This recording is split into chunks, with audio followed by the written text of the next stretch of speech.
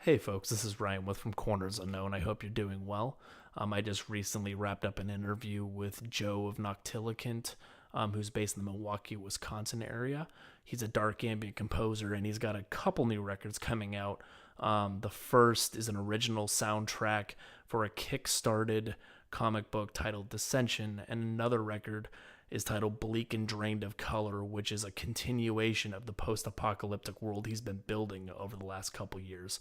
You'll notice throughout the conversation there are a couple or a handful of dark ambient tracks kind of lulling behind our words. And this is kind of an experimental approach to see if it engages you a bit more when listening to our conversation as opposed to there just being total silence. So let me know what you think of the conversation. Thanks.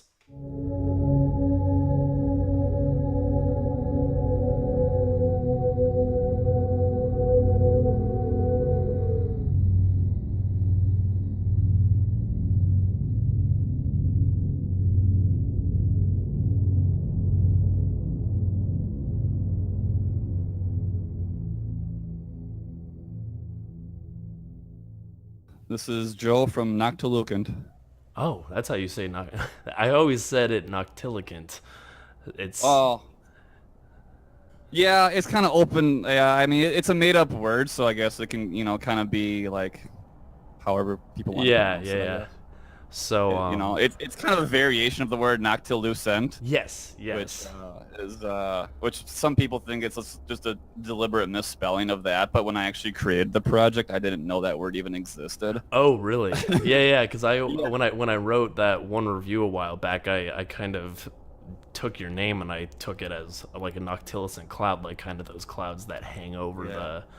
hang over like the Arctic Circle or whatever it is. Right. Yeah. But Yeah, then I found like after I created my project, there was like three bands named Noctilucent, so I was like, shit, this sucks.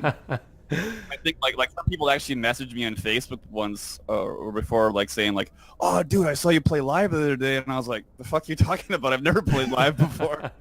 well, that's actually Yeah. so I'm curious about that. So you've got a so you have your couple new records coming out here in a bit, or Yeah. at least you finish your soundtrack, and then you have Bleak and Drained of Color coming up. Have you?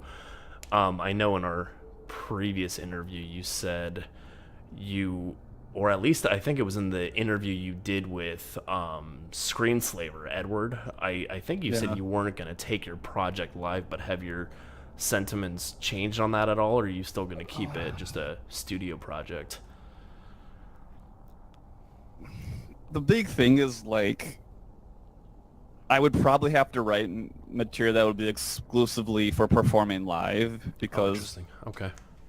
there's so much like put into each song, so many layers and everything that to recreate it live, I think like 90% of it would have to be played off of a laptop or a backup track, I see. whatever. And then, there'd be a little bit that I would actually be able to play.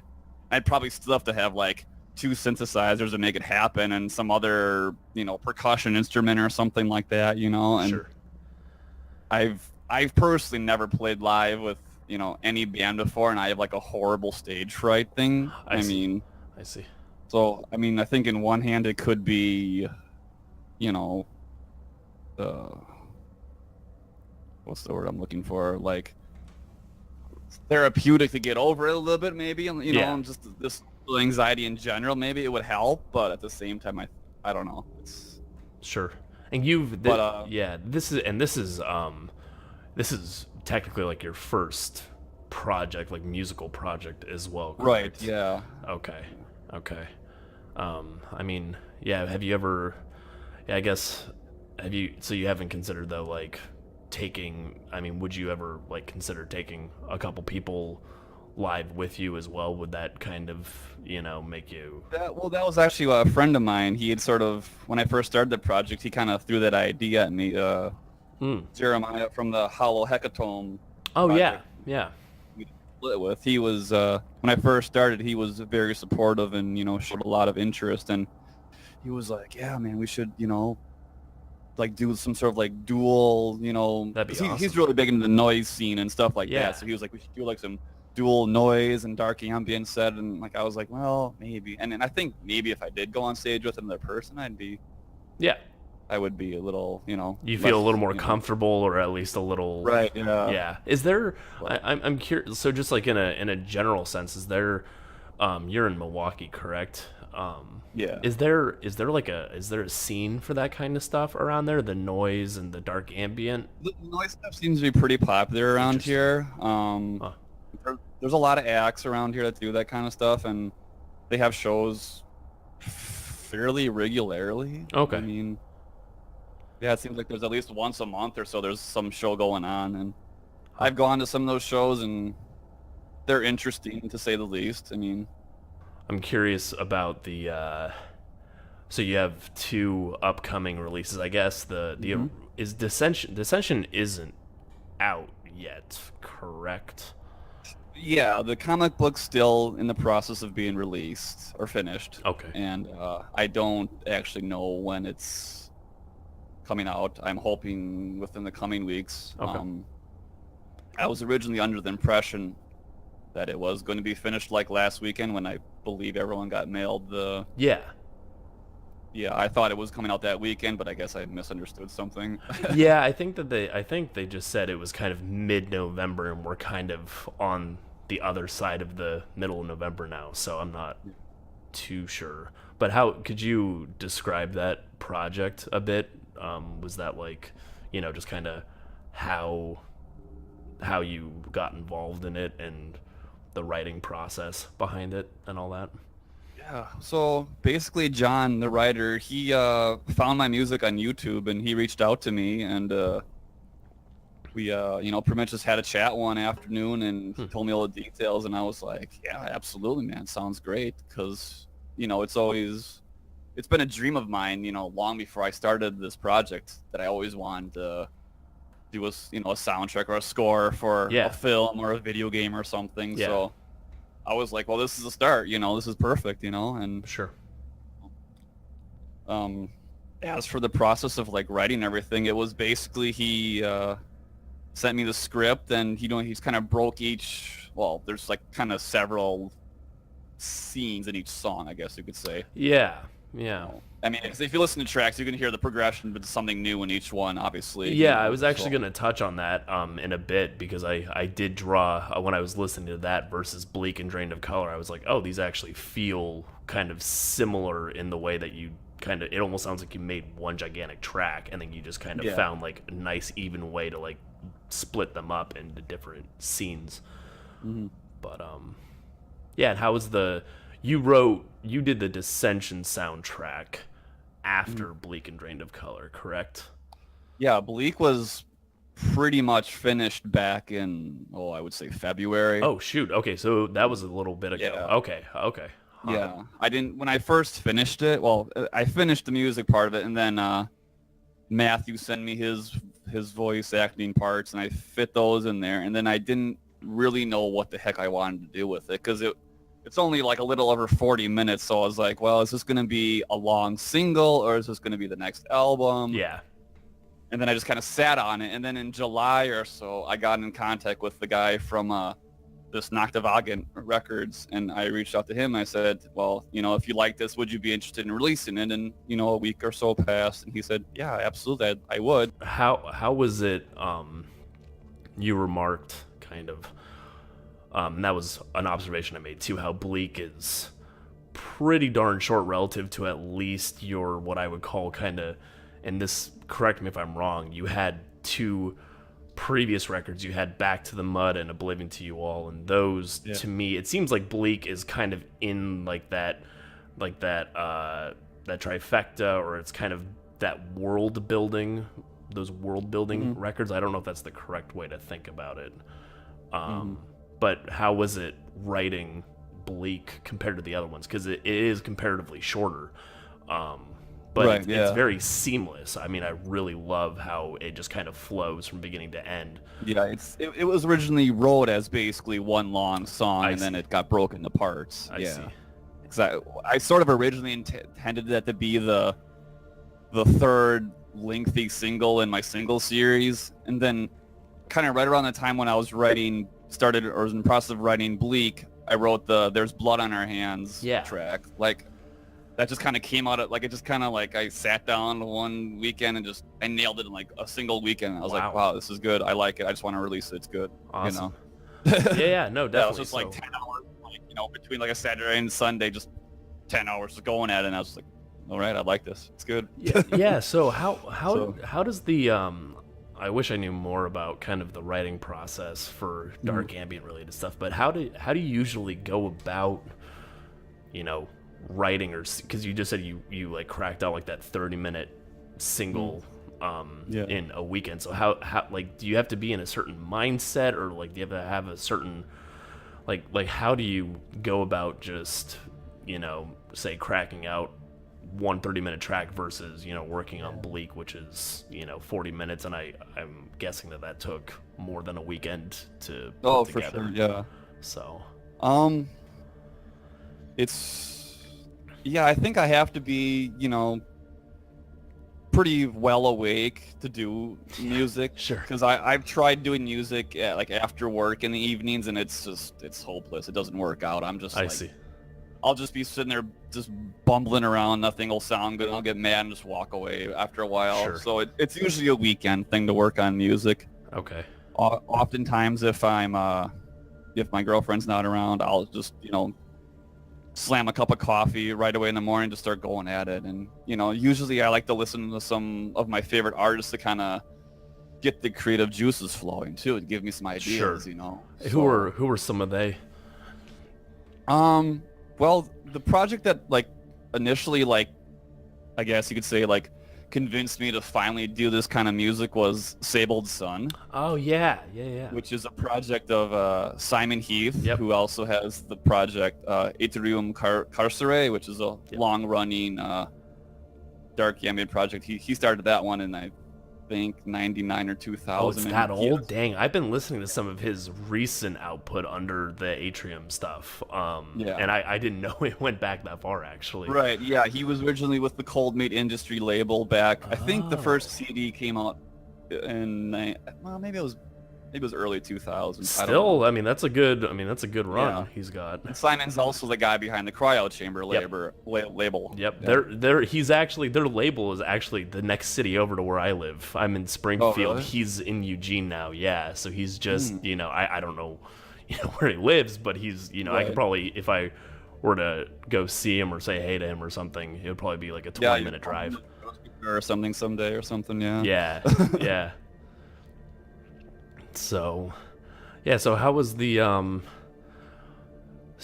it like writing Bleak and Drained of Color, and like how did you know, recruiting Matthew, because he's a Scottish voice actor? Is it correct to call him a voice actor? Is that his? I think he's more of just a general stage actor, to be honest with you. Interesting. Yeah. Huh. Because he has this like sort of stage play he does called the Jacobite. I don't know if I'm pronouncing that right. Oh, the Jacobite Officer. Okay. And it's some sort of historical Scottish thing. I unfortunately still haven't looked up what exactly it is, but I guess I should. But some play stage show thing he does. I don't know if he has, you know, if he has years of doing this kind of stuff or what, but I know this thing's relatively new. I see. And so he's doing that. It's a stage show. He originally, when he first reached out to me, he wanted to use my song "Be Falling Silence," I think, as part of like the intro to the show or something like that. And is that on your first Back to the Mud? That's the very first song on Back to the Mud. Oh, nice. Yeah. Huh. And I'm not actually sure if he did use the song live or not. Sure. I just said, yeah, that's cool. I mean, people are going to hear my music, so that's fine. Yeah, of course. So, I don't know if that actually happened, but, and then after that, you know, he kind of, you know, was like, well, you know, I see that you know, have like voice actors in your music, and if you ever need someone, you know, I would definitely be interested. Oh, awesome. And that was probably back in like, I don't know, like this September of 2016 when he first reached out to me. Yeah. So that's been a little bit. Know, yeah. Yeah. So then, you know, pretty much after that song was, you know, nearing completion, I, you know, asked him like, "You want to do this?" And he was like, "Yeah, absolutely." That's awesome. So no, and I absolutely love the emphasis he, just the way he articulates, and he really like brings the new songs, like he kind of just, it like transcends like the dark ambient sound in some strange way I can't describe it. It's just, yeah, I get chills just thinking about how good it is. Thanks, man. Appreciate it. Here's a small sample of Matthew on Bleak and Drained of Color. A tattoo once spoke your name, has all but faded to a smear of blue.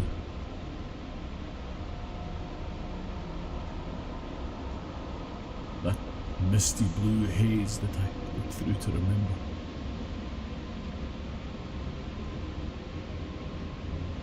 A life all but forgotten.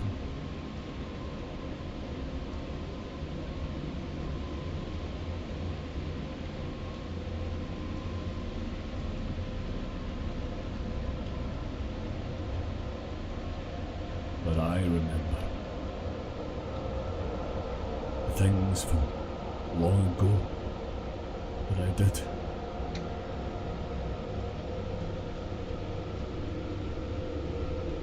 Like when I smashed his skull against the tiles.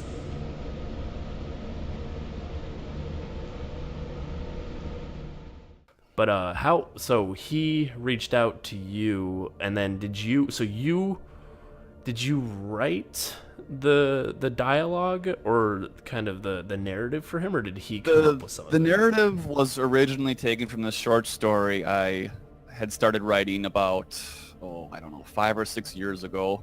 Okay. It was basically like this zombie apocalypse short story. I got like maybe, 6-7 pages done, and then it got pushed off to the side and I forgot about it. I see.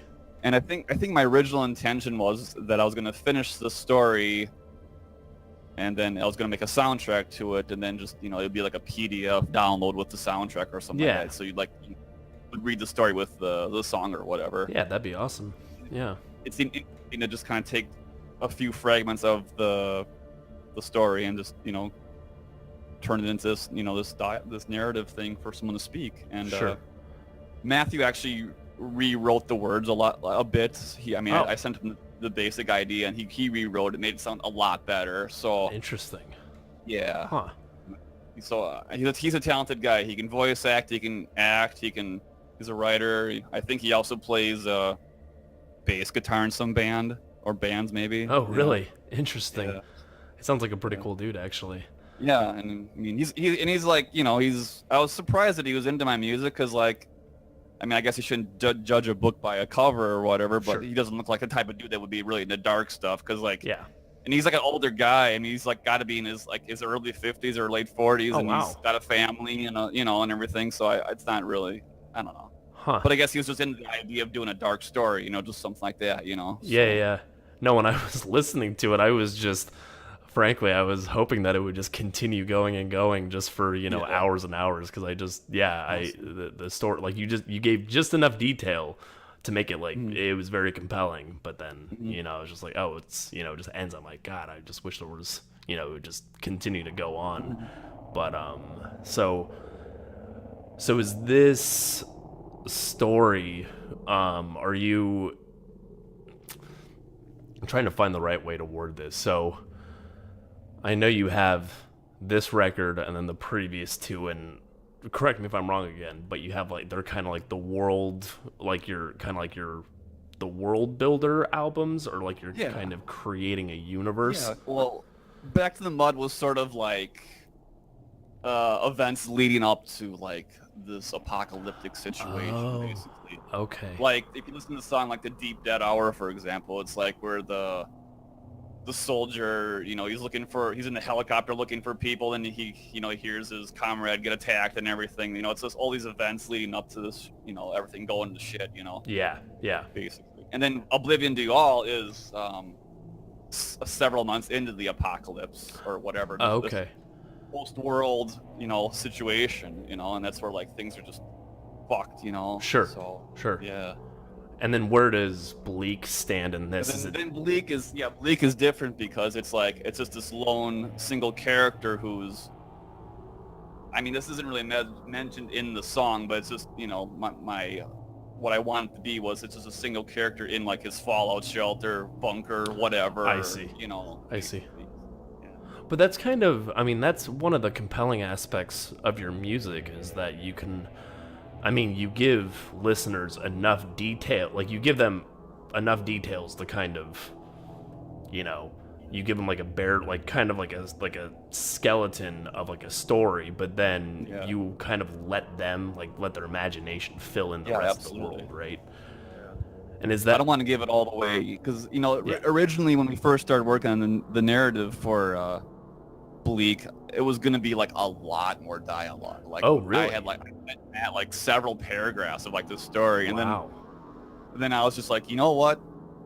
Let's keep it brief, you know? Sure. So, and one of the reasons for that is just because if you put too much dialogue, it turns into like more of like an audiobook or something. Yeah.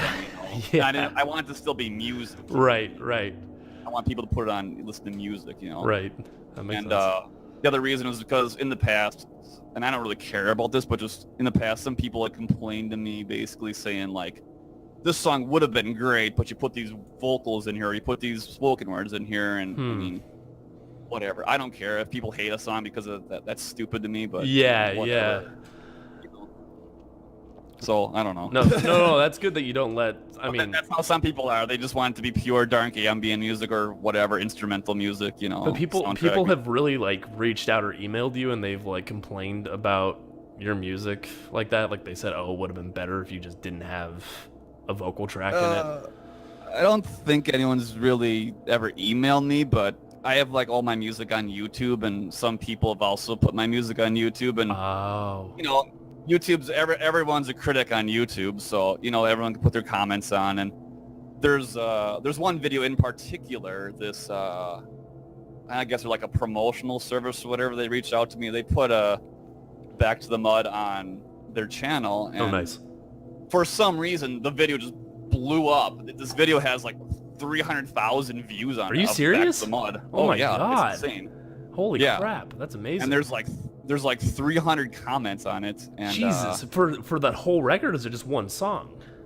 It's the whole record, yeah. Wow, that's awesome. The title of the video is something like the most scariest dark ambient music ever by Noctilucant or something, some ridiculous title like that. So I think there's like all these key words in there that just when people would search it, it just happened to pop up. Some clickbaity like kind of crap. They're just like, right, yeah. They probably put all the tags in there. They probably put like Halloween or scary or soundtrack music. Yeah, or whatever. yeah. So it just pops up when people would search it or whatever. Sure. But yeah, this video, there's a lot of people that are like, you know, some people are like, this is amazing, this is great music. Then some people are like, well, this is just basically, you know, a rip-off of cold meat industry stuff and cryo chamber, and it's just fucking mediocre, naked shit and whatever. And I'm like, God. You know, like, yeah, some people can be really cruel, you know. It's like, and I'm not really affected by that. I don't, cause I'm happy with the music. Yeah. That's the main thing. You yeah, know of what course. I mean? I'm at the end of the day, it's for me, you know. Yeah. It's amazing, and I'm so incredibly grateful that, you know, people like you like my music, and you know, but you know, it's like, I think a lot of musicians, they do it for themselves. You know I see. mean? That's interesting. It's art, you know. It's no different than, you know, it's no different than a painter doing a painting. You know what I mean? Yeah. Like a painter, they do it because they love art, they love painting. You know, and I love doing this kind of stuff. You know? So. And you, What's? Oh, go ahead. No, I was just gonna say, you also, I mean, just on the topic of painter, you also do some painting yourself, right? Right. Yeah, that's kind of been on the back burner, but yeah, I mean, I did the cover for like Neath the Cerulean Abyss was a painting, and Buried Alive in Mud. Those two singles were both paintings, and then There's Blood on Her Hands was a painting too. Yeah. I see. So I'm curious about. And I may mess up the wording of this, but so like when when did you establish the project? How long ago was that? Basically like July of 2015, pretty much. Yeah. Man, that's it. It's been wow. You put out quite a bit of music since then. Yeah. I mean, it feels like I've listened to your music for years, like more than that amount of time. But I'm curious, like, so from the time you established the project to say now, or you know, up to like when you were producing Bleak, kind of like, how have your perceptions of the project changed, or your sentiments? Like, when you first established yourself, how have your goals and like your perceptions of the project changed over time? Are you at a place now, did you see yourself getting to where you are now, or like just how does it compare over the years you've been going at it? Right. So when I first started, I didn't really have any expectations. Like I didn't know if people would dig it. Sure. Like when I got done writing Back to the Mud, I was like, this is pretty good. This is a really good record. Like, Yeah. and I didn't expect it, but like a lot of people were really into it. Mm-hmm. And my only real regret with that album is that I didn't send it to the label. I wish I would have sent it to like Cryo Chamber or something like that, because I think maybe they would have released it. Sure. I don't Yeah. know. But I did the self-release, and I just wanted to do a CD. I wanted to make sure it was, in a physical format, because that was just one of those little dreams was to be, do a music project, release a CD, and I did it. So that was the first accomplishment right there. Yeah. So I was, and then after that was released, and it got, some pretty favorable reviews and everything. Yeah. And, Yeah. a lot of people that wrote about the first album, they said like, this guy's onto something good, and I'm excited to hear more, that I was like, all right, I'm going to bring it, Yeah. So, and then almost immediately after that, I started writing Oblivion. Nice. And, Oblivion took, well, let's see, I released Back to the Mud in September of 2015. So, Mm-hmm. and Oblivion came on July of 2016. So it was by like the 1 year mark, I'd already released 2 full albums. Yeah. Yeah.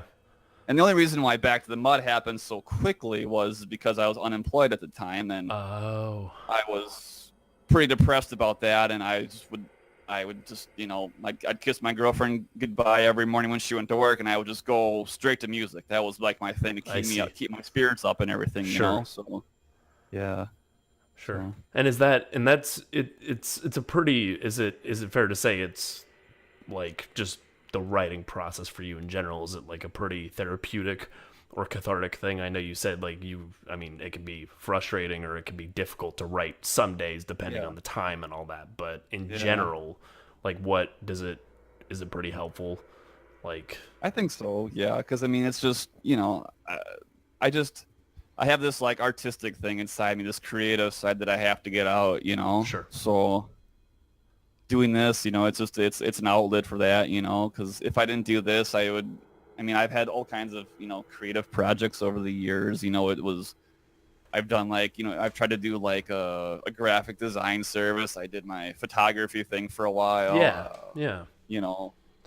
So it's always been something, but this is the only thing all right, I did writing. I've tried writing stories, and that, that didn't work out, all this kind of stuff, Sure. And this is the first where I when I did this, I really felt like this is something that's going to go for a long time. I'm very passionate about it. It's not just going to another year from now or something. I'm not just going to be like, this is dumb. Of course. Of course. Want to keep going, and yeah. We'll see where it goes. With the Descension soundtrack, coming out, maybe, other, film students or something will hear it and want to work with me for a soundtrack, So. No, totally. So, yeah, and I'm curious too about that.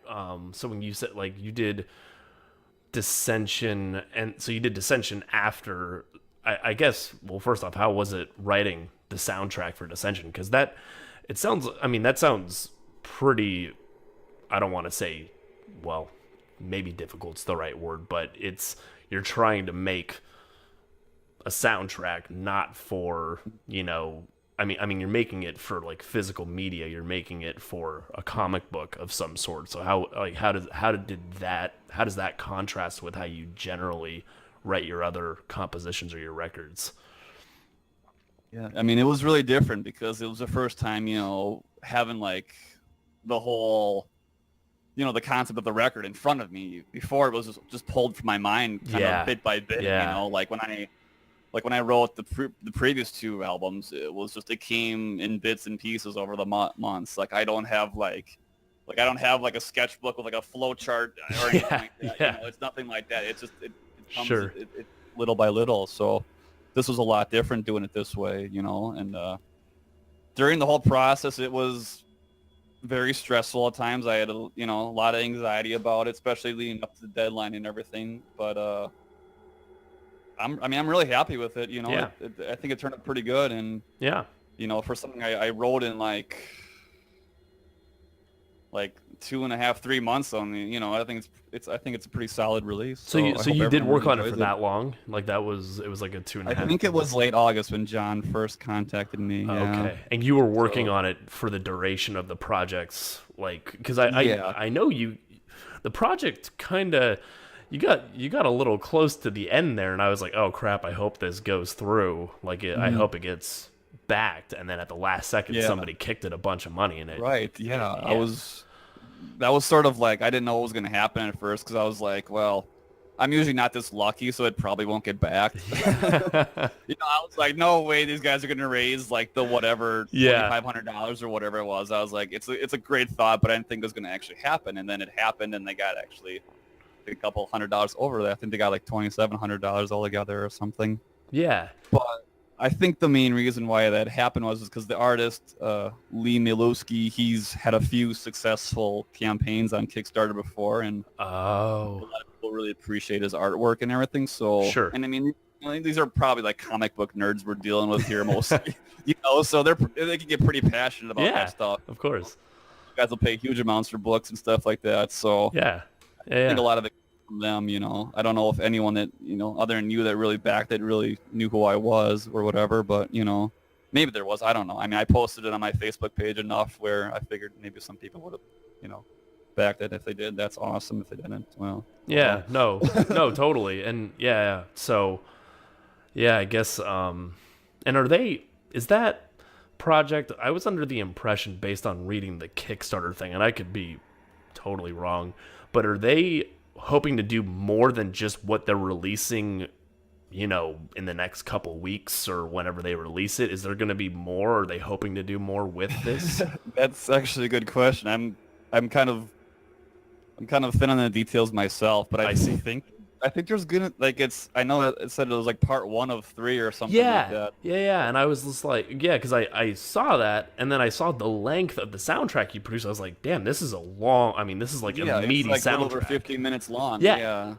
So I was just like, is this book that's coming out is only like, I think 25, 30 pages long, so that's I don't know a decent if you need length, 50 minutes to read it or not, but yeah, but I was thinking, I'm like, well, if you want to listen to the whole thing, the comic book must be pretty dang long if you want to be able to read it. But I guess it's kind of for the immersiveness more so than the length. But yeah, so was that, but how did you think about writing that? Because when I listened to that soundtrack relative to Bleak, it kind of seemed to follow a similar layout. It almost is like you wrote a full 50-minute song. You're like, okay, I'm just going to start slicing it and just kind of fade the tracks in and out a little bit. Yeah, that was actually, that was John's idea. He wanted to kind of be like one song bleed into the other, basically. Okay. I don't know if it was something he wanted to, like, mimic from another soundtrack or what it was exactly, but that was his idea. Yeah. And otherwise, yeah. Sorry, go ahead. No, go ahead, please. Otherwise, if he hadn't given me those specific instructions, I probably would have done it differently. I probably would have done shorter tracks. It probably would have been like a 14 tracks album then or something rather than 6. I don't know, but and is it? That's how he wanted it. So no, that sounds good. And is it? Did each track or each portion that you wrote does it correspond to certain events? Yeah, exactly. Okay. Yeah, basically, like with the soundtrack, whenever you kind of hear a change in the music, that's kind of indication that the scene is changing. Sure. And some of the songs, like I'm thinking like the 4th one, like there's like 4 or 5 individual scenes in there or something like that. So okay. This is just John broke it up into like the whole thing into like, basically 5 scenes, because the first song is just like the intro track or whatever. not really meant to be like part of the story. Yeah.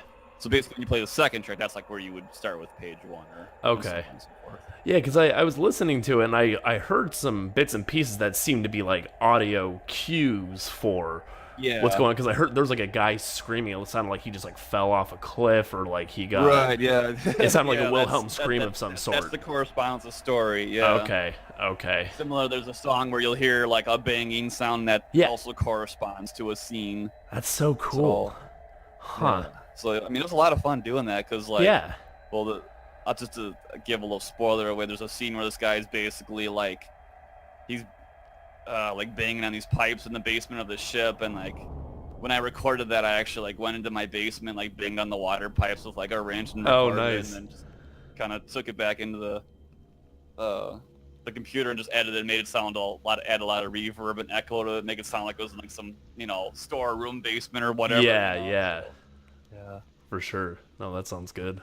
Well, I guess, I mean, so in addition to that, with kind of in a continuation or kind of the evolution of the project, where do you have any thoughts or ideas where you're going to be taking the project next? That's actually a really good question, because that's sort of what I'm contemplating right now. Okay. So I've always been a fan of bands that, like, progress on to the next thing. They build upon their previous records and stuff like that, Like, one of my favorite bands is Ulver. They've never made the same record twice. Who is that? Ulver. Oh, Ulver. Yeah.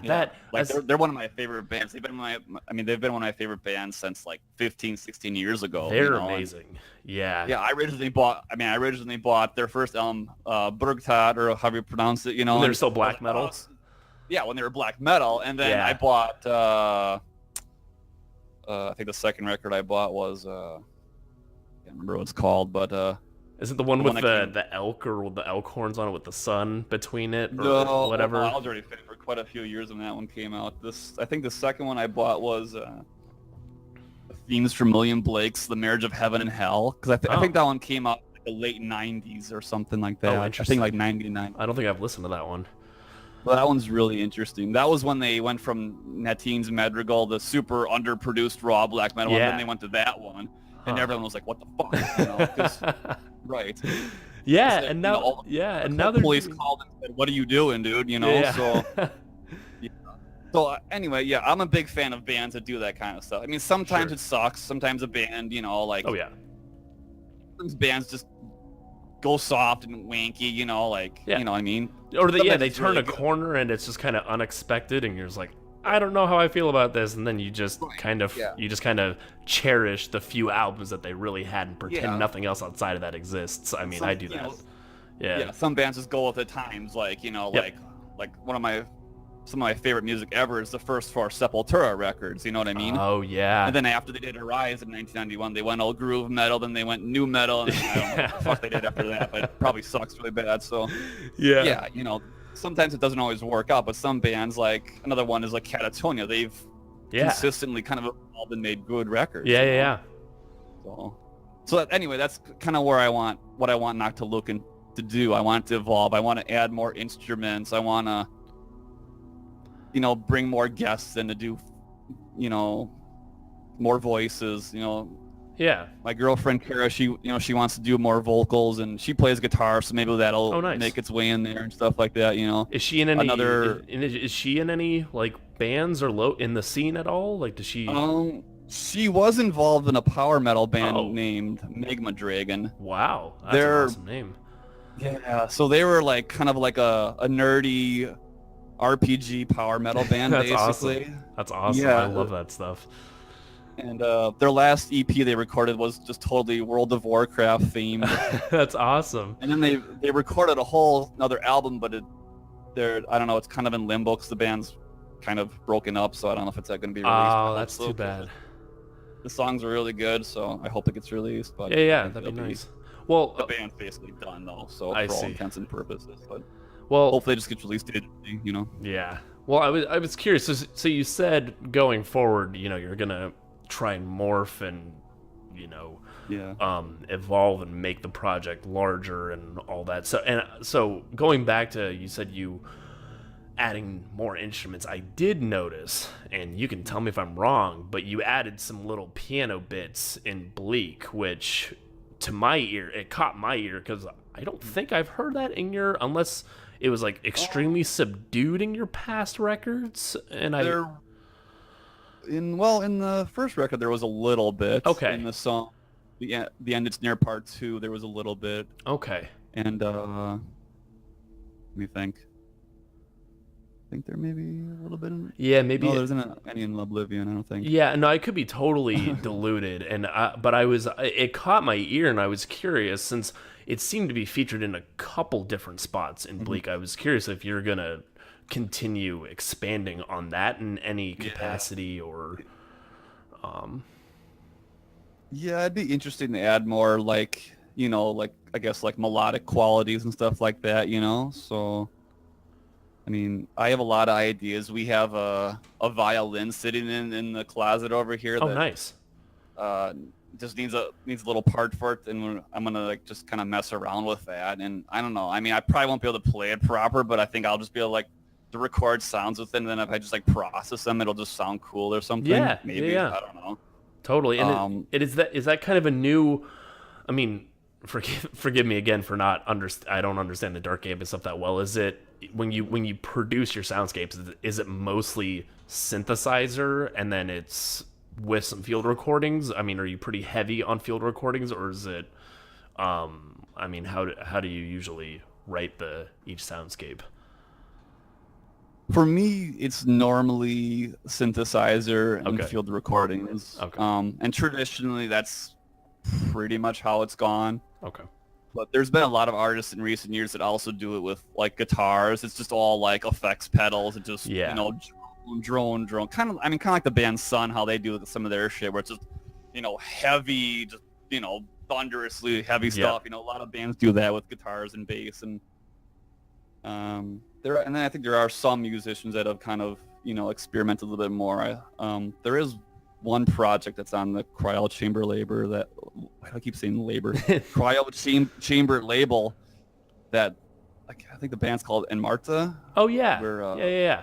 The guy in that band, it's all like processed violin, and there's some like normal violin parts, but I think the whole thing is like all, the violin riffs processed into dark ambient soundscapes. Oh, interesting. Okay. I think. But you think going forward, like for growing the project or kind of expanding its scope, you're gonna try and implement more instruments beyond what you've already... Okay.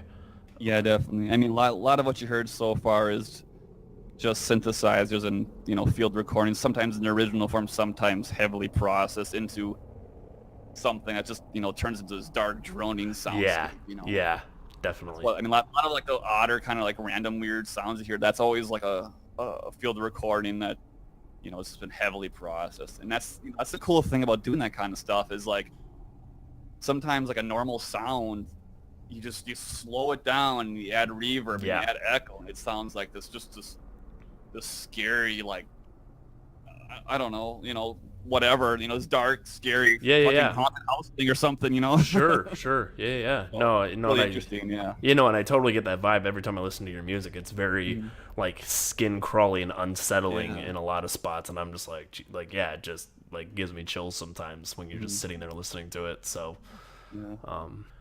do you have any insights or details you can give to folks with respect to like do you have any with respect to building your world? Where are you expecting to go next? Is there with voice actors or stories to tell, or do you have certain stories in mind that you want to articulate under the Noctilucant name? Yeah. I'm just gonna try and like kind of write the next part of what's going to happen. I think it's still going to be, in this, obviously now after Oblivion, it was, that was several months into the apocalypse or whatever. Yeah. So now I'm probably going to, and obviously Bleak, took a sidestep from there, focused on a singular character and situation.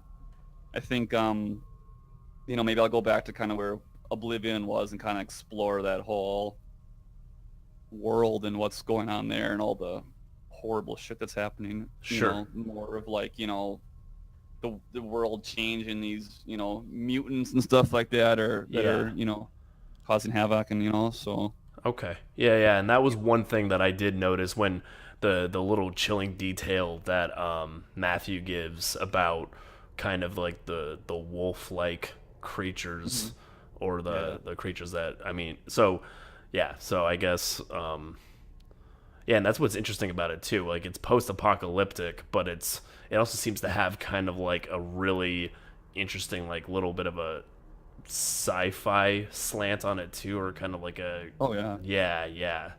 So, are there parting words you'd like to?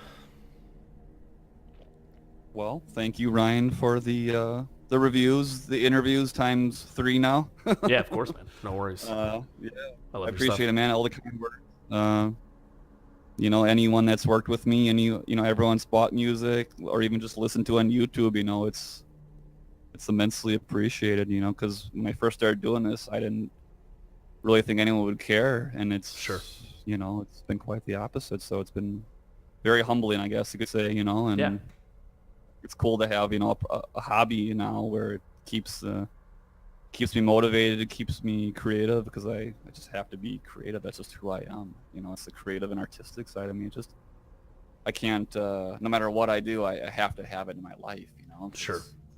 Definitely. So I'm glad it's there, and I have something, you know, stable that's going to hopefully be around for many years to come, you know? Yeah. So Yeah, definitely. Yeah, and I'm looking forward to when the new release drops. I'm hoping that all goes amazingly well, and yeah, I hope so too. and it's relatively the unhitched. label, Yeah. yeah, the label seems to do pretty well. I mean, I looked at their Bandcamp site. It seems like people always are buying the stuff there, so that's cool. So hopefully, you know, people will check it out and buy it, you know, and Yeah. or even if they just listen to whatever, you know, it's, you know. Yeah, So definitely. hopefully everyone that's been following that label will, you know, hopefully, you know, be like, oh, hey, this guy's also got several other albums, and go check them out too, I hope. For sure. So, Yeah, definitely. Thank you very much for your time. yeah, no problem, man. All right. Absolutely. Cool, man. Thanks.